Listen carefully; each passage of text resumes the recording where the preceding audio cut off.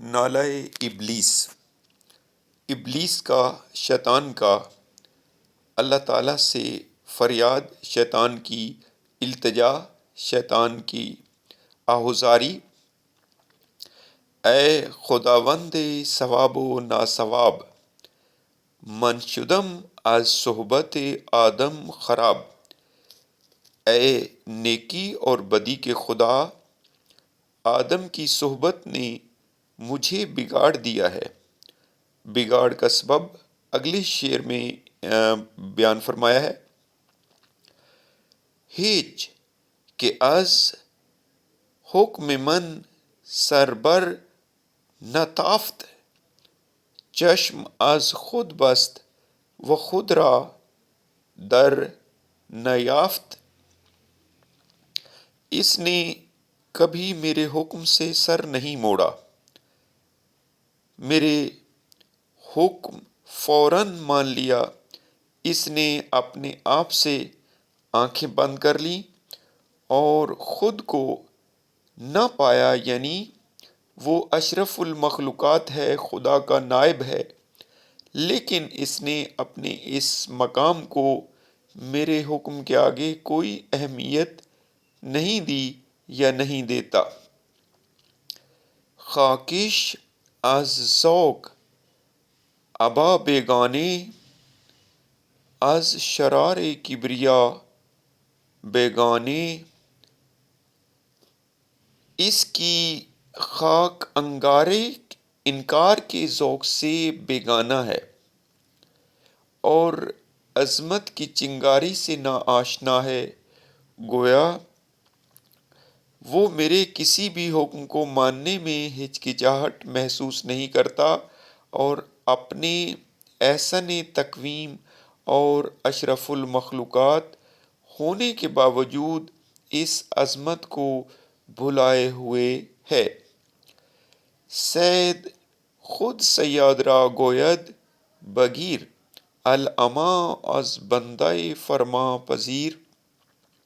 شکار خود شکاری سے کہتا ہے کہ مجھے پکڑ لے۔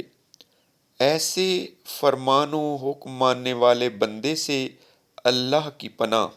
شیطان کا حکم بلا چون و چراں ماننے والے سے: از چنی صید مرا آزاد کن، طاعت دیروزہ من یاد کن۔ اے خدا، مجھے تو اس قسم کے شکار یعنی انسان سے نجات دلا۔ تو میری گزشتہ یا سابقہ اطاعت یاد کر۔ گویا یہ تو بڑا گھٹیا شکار ہے۔ تو میری راندہ درگاہ ہونے سے پہلے کی اطاعت کو پیش نظر رکھتے ہوئے کوئی ایسا آدم یا انسان پیدا کر جو میرے حکم ماننے کی بجائے مجھ سے ٹکرا جائے، الجھ جائے۔ پست ازو آں ہمت والائے من، وائے من، آئے وائے من، آئے وائے من۔ اس کے اس رویے نے میری بلند ہمت کو پست کر دیا ہے۔ میری اس حالت پر افسوس ہے، مجھ پر افسوس ہے، مجھ پر افسوس ہے۔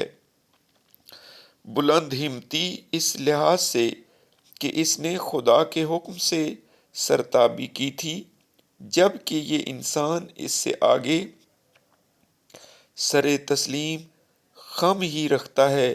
اس کا یہ بزدلانہ انداز گویا شیطان کی پست ہمتی کا باعث بنتا ہے۔ فطرت او خام و عزم او ضعیف، تاب یک ضربم نیارد این حریف۔ اس انسان کی سرشت خام ہے اور اس کا عزم و ارادہ کمزور ہے۔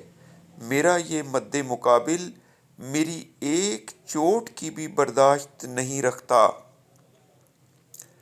بندہ صاحب نظر باید میرا، یک حریف پختہ تر باید میرا۔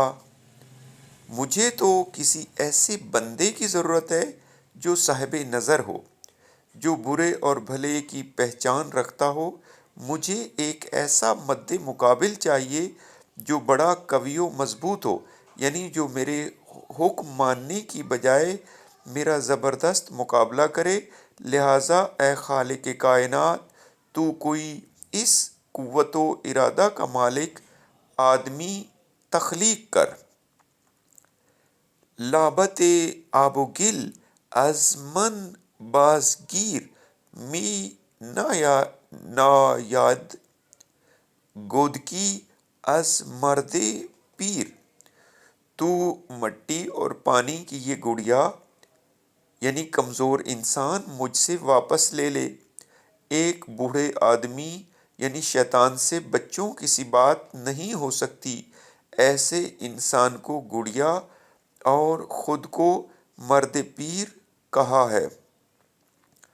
ابن آدم چیست؟ یک مشت خس است، مشت خس را یک شرر از من بس است۔ ابن آدم یعنی انسان کیا ہے؟ وہ محض تنکوں کی ایک مٹھی ہے۔ ایسی تنکوں کی مٹھی کے لیے میری ایک چنگاری ہی کافی ہے۔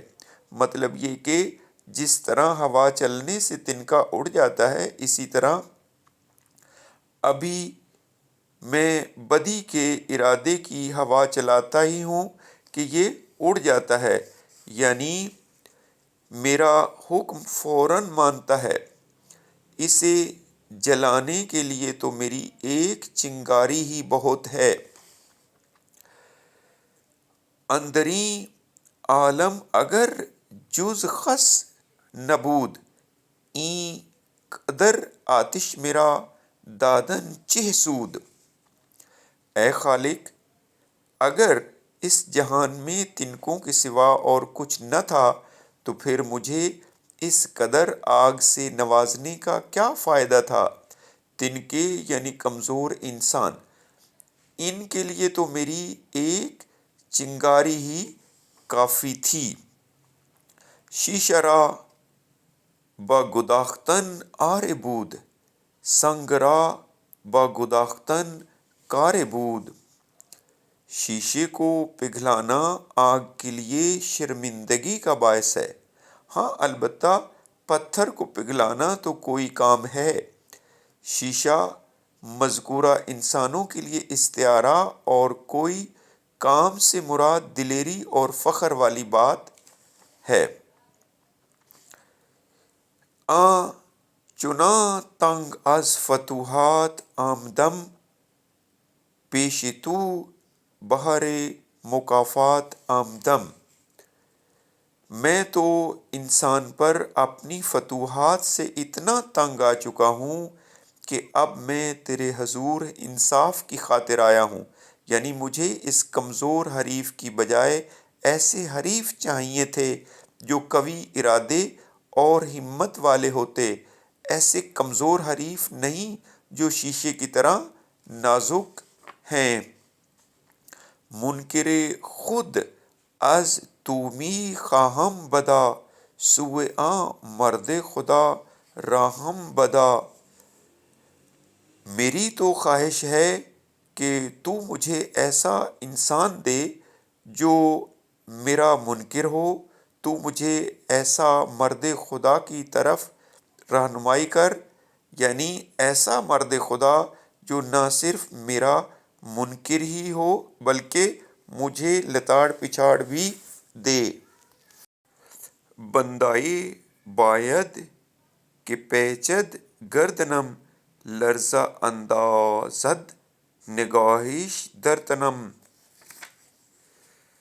مجھے ایسے بندے کی خواہش ہے جو میری گردن مروڑ دے اور اس کی نگاہ میرے جسم پر کپ کپی طاری کر دے۔ آں کہ گوید از حضور من برد، آں کہ پیش از نیرزم با دو جو۔ ایسا بندہ جو مجھ سے کہے کہ تو میرے سامنے سے دور ہو جا، ایسا بندہ جس کے نزدیک میری قدر و قیمت دو جو کے بھی برابر نہ ہو، یعنی وہ مجھے معمولی سی توجہ کے بھی لائق نہ سمجھے۔ اے خدا، یک زندہ مرد حق پرست، لذت شاید کہ یابم در شکست۔ اے خدا، میرے مد مقابل ایک ایسا زندہ حق پرست ہو جو یعنی جو مرد مومن ہو، جو جذبہ عشق سے سرشار ہو، شاید اس کے مقابلے میں شکست کھا کر مجھے لذت محسوس ہو۔ علامہ محمد اقبال نے شیطان کی یہ فریاد جو اللہ تعالیٰ کے حضور ایسے انسانوں کے متعلق ہے کہ جو اپنے مقصد حیات کو بھولے ہوئے ہیں اور شیطان کے فرما بردار ہیں، شیطان کے حکم ماننے والے ہیں، تو ان کی شیطان نے، ابلیس نے اللہ کے حضور شکایت کی ہے کہ وہ ایسا یعنی شکار ہیں جو خود شکاری کے پاس چل کر آتا ہے، تو شکار جو شکاری سے خود کہتا ہے کہ مجھے پکڑ لے، ایسے فرمان و حکم ماننے والے بندے سے اللہ کی پناہ ہے۔ شیطان کا حکم یہ انسان بلا چون و چراں ماننے والے ہیں، تو ابلیس نے کہا ہے کہ اے اللہ، مجھے ایسے بندوں کی ضرورت نہیں ہے جو میرے مطیع و فرما بردار ہوں، بلکہ ایسے بندے ہونے چاہیے جو تیرے بندے ہوں، تیرا حکم ماننے والے ہوں، جن کے ساتھ میں اپنی جو ہے وہ قوت کا مقابلہ کروں، جن کے ساتھ میری ایک کشمکش ہو، دو بدو ہو، اور اس کے بعد جو ہے وہ میں اپنی جو قوتیں ہیں ان کو آزمانا چاہتا ہوں اور تیرے ایسے بندوں کا امتحان لینا چاہتا ہوں۔ یہ تو ایسے ہی ہیں کہ ان پہ تو میں جو کام کہتا ہوں یہ آسانی سے میرا حکم مان لیتے ہیں اور میرے یہ فرما بردار بندے ہیں۔ تو گویا ابلیس نے اللہ کے حضور ایسے لوگوں کی ایک درخواست کی ہے، ایک آہوزاری اپنی بیان کی ہے، اپنا درخواست اپنی اللہ کے حضور پیش کی ہے کہ یہ تو پہلے ہی میرے حکم کے زیر فرمان ہو جاتے ہیں۔ تو اس لیے علامہ اقبال چونکہ ایسے انسان ساز شاعر ہیں، ایسے آدمی کی تخلیق کے وہ خواب دیکھ رہے تھے کہ جو شیطان کا مد مقابل ہو، جو شیطان کے مقابلے میں ایک مضبوط انسان ہو۔